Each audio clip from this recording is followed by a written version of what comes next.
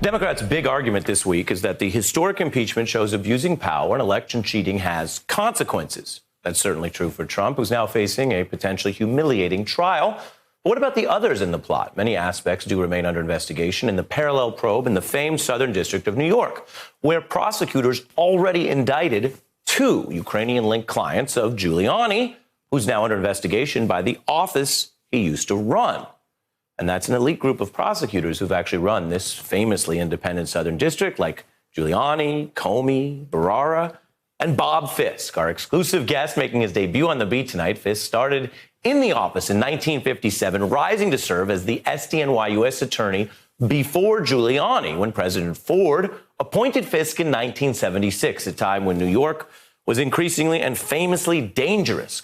We should note Fisk led the big fight against organized crime, investigating, charging, and locking up some notorious criminals like mobsters Tony Provenzano of the Genovese Mafia, one of the five families, to Anthony Scotto of the Gambino family, to the Harlem drug lord Nicky Barnes, who was a flashy and feared gangster once known as Mr. Untouchable, until Fisk's SDNY convicted him and sent him to prison for over 2 decades.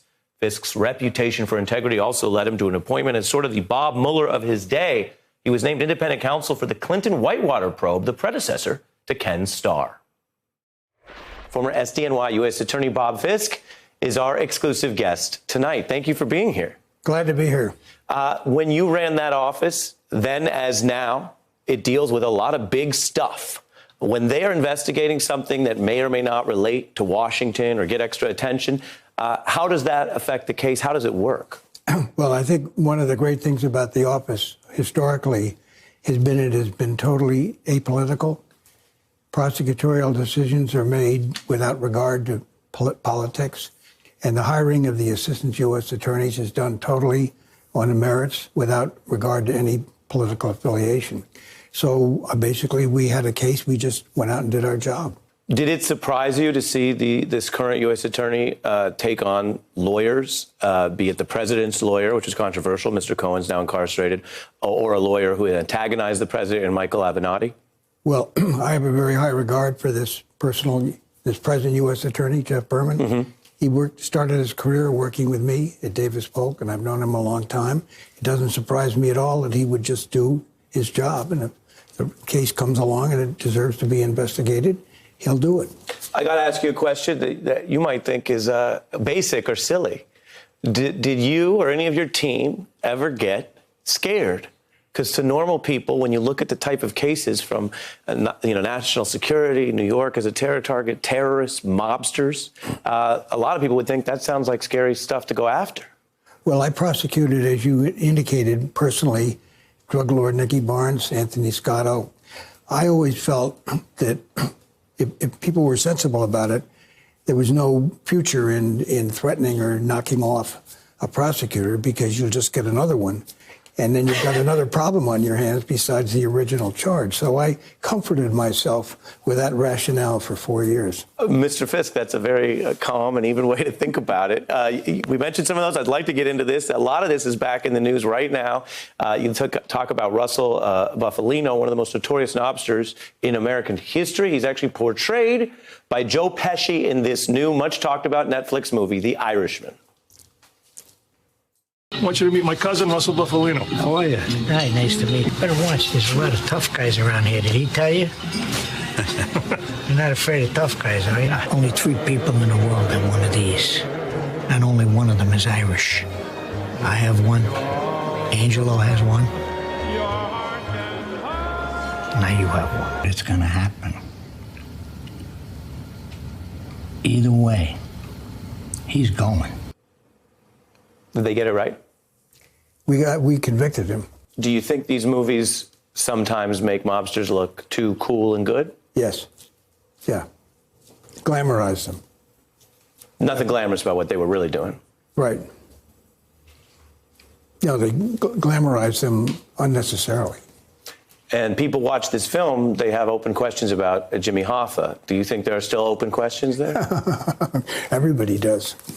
But the film that leaves you with the distinct impression, although the facts have never been fully established, as lawyers would say, that he was murdered by the mob. That's certainly what everyone is assuming. What do you think? I don't have any personal knowledge. No, but you have a lot of experience. One other part I want to show you briefly. The Irishman ends, of course, with Bufalino and Robert De Niro's character, Frank Sheeran, and there they are. Like so many of these people that you dealt with, that you prosecuted, they end up old and in prison. I never wanted it to go that far. Never.